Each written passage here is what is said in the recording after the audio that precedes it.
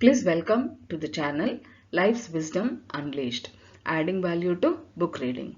In today's video, we're going to see the top lessons learned from the book Connectable by RyanJenkins and StevenVanCoven. The key takeaway points from the book are: relationship gaps occur when emotional needs aren't met.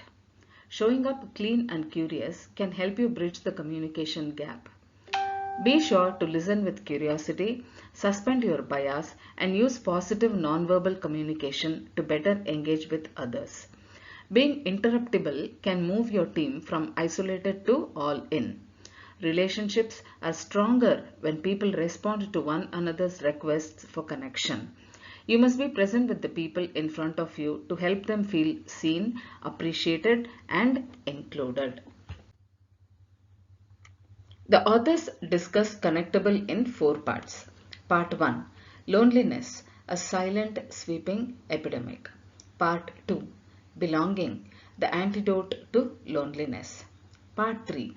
How to reduce loneliness and boost the sense of belonging. Part 4. Be interruptible.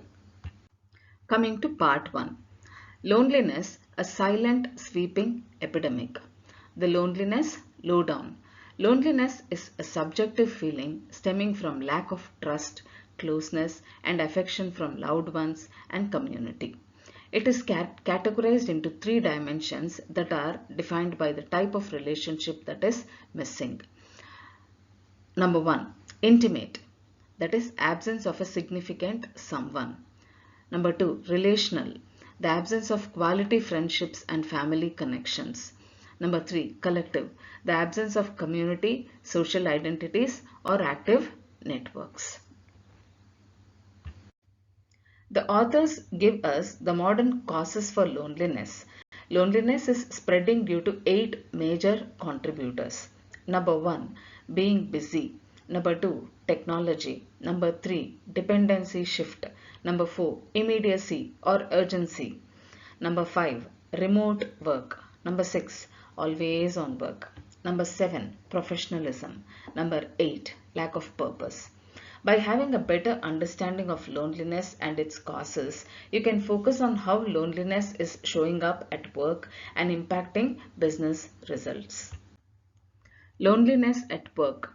In the new information age, technology has empowered workers to get much more done without depending on or interacting with others.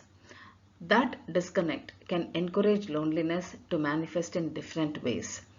For instance, situational loneliness occurs because of a specific change in circumstance, such as switching to a new department, losing a close teammate, or moving to a new location.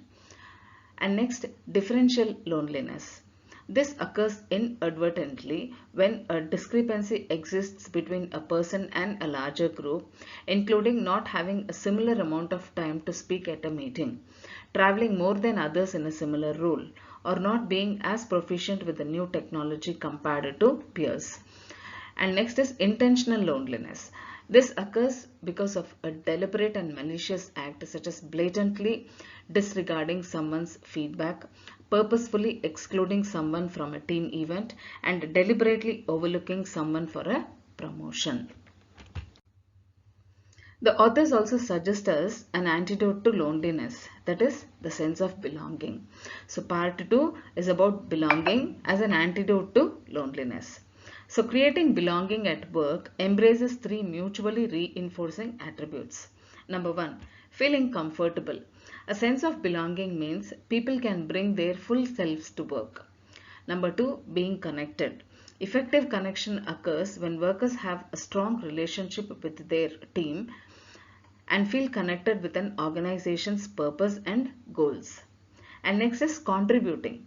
Workers feel a sense of contribution when they can see how their individual efforts and talents are making meaningful impacts on organizational outcomes and advancing their teams. And next, in part 3, the authors highlight how to reduce loneliness and boost belonging.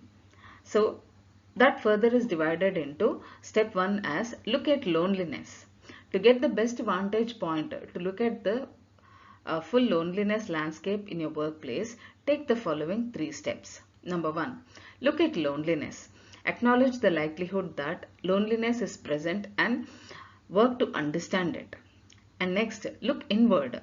To help others reduce loneliness most effectively, look at your own personal experience with loneliness and cultivate a healthy relationship with it. And next, look outward. Common indicators of worker loneliness are sloppy work, lack of learning and development, change in routine, unwillingness to talk about non-work related items, limited interactions with co-workers, apathetic attitude, unkempt appearance, and excessive working. And step number 2 in reducing the loneliness. So the leaders have to invest in connection. Step 2, invest in connection. As a leader, you must prioritize making the proper investments for connection to occur among your team. There are 3 ways to invest in connection: safe connections, personal connections, and team connections. So safe connections ensure an environment exists where team members feel comfortable to connect. Personal connections instantly boost your emotional intelligence by resisting the urge to let technology divide your attention. So team connections. Get creative with the ways people connect. Investing in connections that are safe, personal, and team-wide will create a sense of belonging that loneliness cannot easily penetrate. Step number 3 to reduce the loneliness, that is, narrow the focus. So loneliness is reduced when a team narrows its focus on the following 3 areas. Number 1, purpose. Common purpose creates mutual trust and friendship. Number 2, direction. To create clear direction, break up big goals into smaller ones, include pertinent information, create specific deadlines, and get confirmation that your employees understand the intended message. And number 3, learning starves loneliness. When the brain is engrossed in learning something new, loneliness is absent. So next step in reducing loneliness is to kindle the momentum. So step 4, kindle the momentum. As a leader, it is your job to kindle the momentum you have generated towards reducing loneliness among your team. You can drive momentum in 3 ways: relooking, reinvesting, re-narrowing. So relooking. Create structures that continually look for loneliness and proactively address any growing concerns. Reinvesting. Feelings anchor people to specific moments in time. So use meaningful moments to reinvest in relationships. Re-narrowing.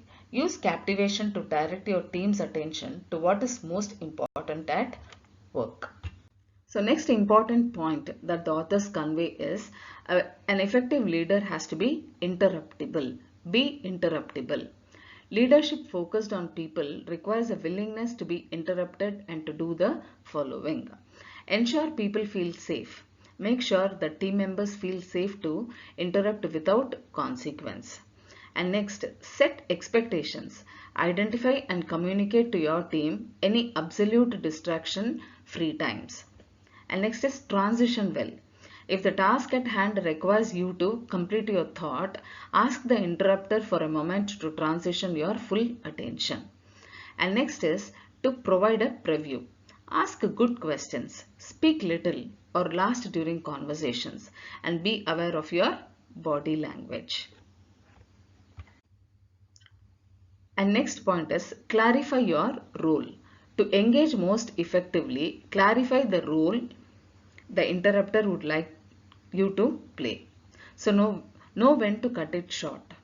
If you sense that the interruption topic requires more time than you have, graciously end the interruption.